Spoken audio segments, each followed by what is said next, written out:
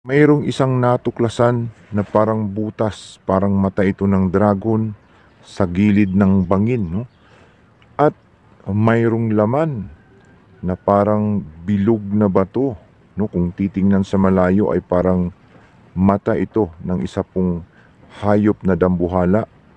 At mayroong markers, tatak ng Yamashita Treasure, yung batong bilog na nasa loob ng parang matang butas na ito. Ano kaya ang sikreto nito? Ito po ang aking ibabahagi sa inyo. Kaya tutok po kayo, panoorin po ninyo hanggang sa matapos ang bidyong ito.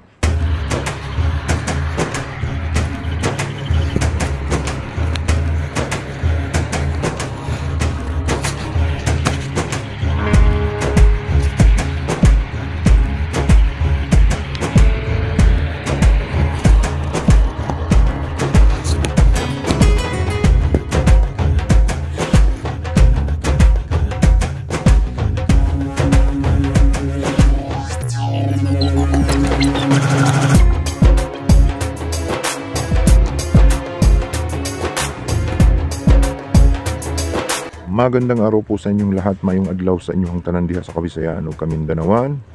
May adgid na adlaw sa inyo tanan dira sa akon mga kauturan sa Bacolod kag Iloilo. Naimbag na aldaw kada kayo amin mga kakabsat tayo na mga Ilocano. Assalamualaikum warahmatullahi ta'ala wabarakatuh. Luzon, Visayas, Mindanao hanggang Sabah, tayo na naman po ay magbabalik sa isa na naman pong napakagandang topic natin pong ibabahagi sa inyo sa araw po na ito tungkol po sa Yamashita Treasure Hunting. At ito nga ay ang nadiskubre ng isa po sa ating kababayang treasure hunter na nakatuklas po ng isang butas na parang dambuhalang mata ng isa pong hayop na para bagang dragon. At sa loob ng butas na ito ay mayroon pong batong bilog na kung saan may tatak ng Yamashita Treasure o Yamashita Treasure Sign. Ano nga kaya ang ibig sabihin ng Yamashita Treasure Sign na ito? Yan po ang ating pag-uusapan ngayon. Pero bago yan, tayo po muna ay magpapasalamat sa lahat po ng ating mga tagapanood, mga subscribers, buzzers, haters. Maraming salamat po sa patuloy po ninyong pagsuporta, panonood at pagko-comment sa akin pong mga videos.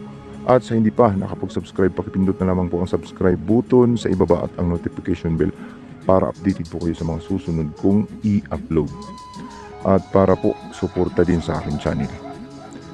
So continue po tayo sa pagbabahagi po ng mga kaunting kaalaman tungkol po sa Yamashita Treasure Hunting. At ito nga ay ang nadiskubre na naman ng isa po sa ating kababayang Yamashita Treasure Hunter, ang isa pong parang dambuhalang mata ng isang hayop na nasa gilid ng bangin.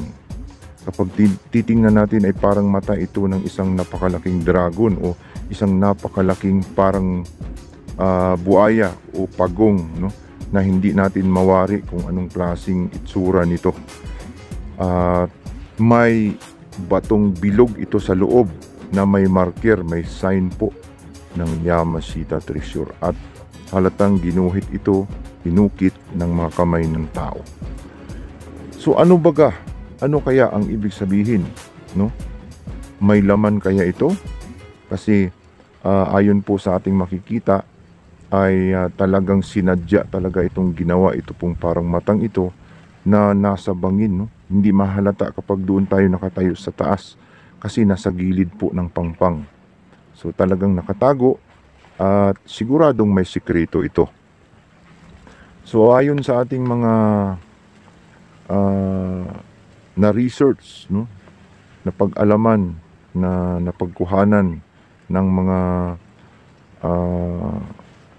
idea tungkol po dito sa mga mata o mga batong bilog na may mga tatak na ganyan, ay ito po ay legit na gawa po ng Japanese Imperial Army.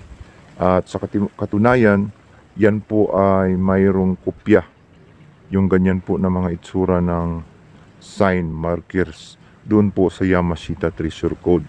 Sa Southeast Asian Treasure Connections, no, yung mga kudigo na nasa online ay makikita natin ang mga ganitong klasing Yamashita Treasure markers, no, na nagpapatunay na ito po ay talagang legit na may nakatagong sikreto. Pero ang tanong, nasaan kaya? Yun po ang ating tutuklasin, ang ating pag-uusapan. I-analyze po natin ito kung saan natin matatagpuan ang Yamashita Treasure sa mga ganitong klasing marker o sign.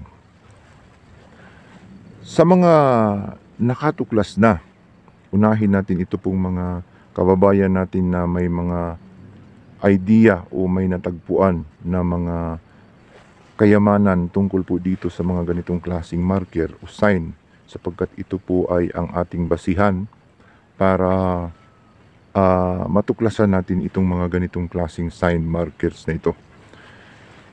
Yung una, yung na-vlog natin nung una na may nakahukay ng ganitong klaseng marker o sign, pero mas maganda di hamak yung sa kanya, ay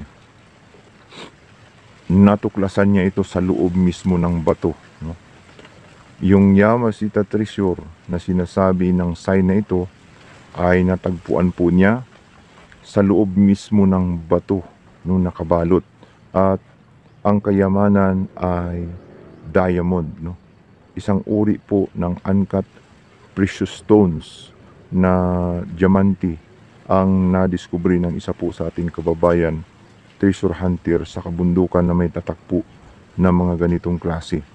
Sapagkat ang mga ganitong klaseng marker o sign ay nakasulat sa Yamashita Treasure Code na ang ibig sabihin ay glitterings of diamonds, no? Marami pong itsura ang glitterings of diamond, para siyang araw, may parang sikat o may sinag, no? May glitterings o may liwanag na guhit na titingnan natin ay para siyang may mga guhit-guhit sa gilid. At yan ay aprobado, nagkaroon ng mga discovery na nadiskubre pala ng isa po sa ating mga kababayan na treasure hunter na nagpapatunay na mayroong laman sa loob ng bato na uncut precious stones kapag mga ganitong klaseng markers. At isa pa, ang bukod po sa glitterings of diamonds, no? Ang ibig pong sabihin nito ay Yamashita Treasure Mineral Deposits. Yamashita Treasure na kung saan mga unprocessed precious metals, no, mga galing minahan, kagaya ng mga gold dust, gold powder, gold nuggets, na kung saan inilibing sa lugar na hindi mo mapapansin na ito po ay kayamanan sapagkat nakahalo sa lupa o sa clay. Kapag atin pong hinanap, ay minsan ay maitapon natin, may halo sa mga bato o mga lupa na atin pong itinabi sapagkat napagkamala natin na walang kwenta. Subalit yun na pala ang treasure, kasi galing po ito sa minahan.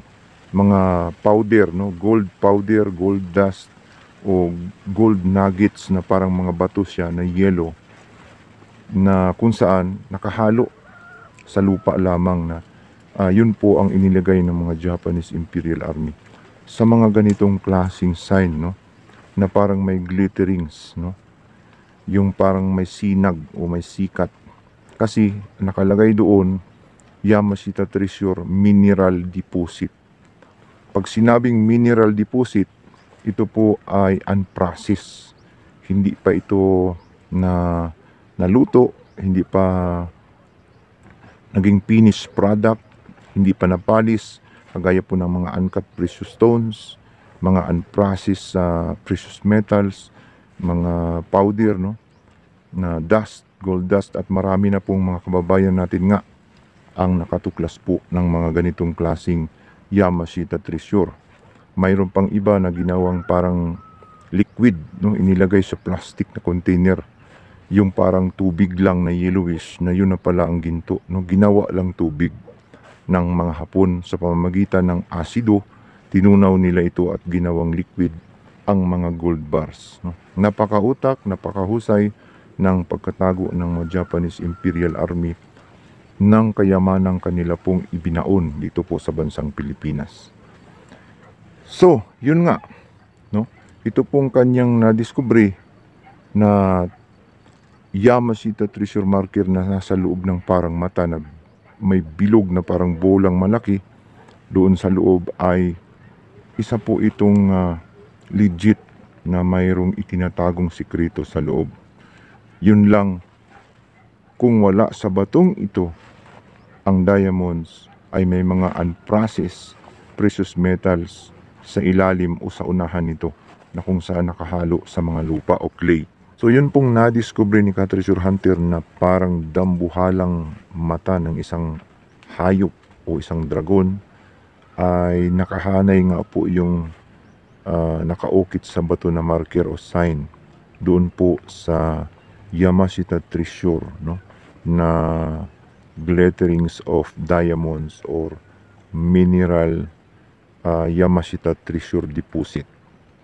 Sa makatwid, ito po ay talagang ginawa, sinadya ng mga Japanese Imperial Army sapagkat may itinago nga silang mga kayamanan na hindi pa naproseso. Ito pong mga markers, mga sign na ganito ay mga sign po ng mga unprocessed precious metals at uncut precious stones. Sa makatwid, ito po ay treasure, kayamanang itinago ng mga Japanese Imperial Army sa iba't ibang lugar dito po sa kabundukan ng Pilipinas, no? So, malinaw na mayroong nakatagong million deposit doon po sa area na kanya pong natuklasan, natagpuan ang isa pong dambuhalang mata ng isang animal character na Yamashita treasure sign. So hanggang dito na lamang po. Sana po ay nakapagbigay na naman tayo sa inyo ng napakagandang idea tungkol po sa Yamashita treasure hunting.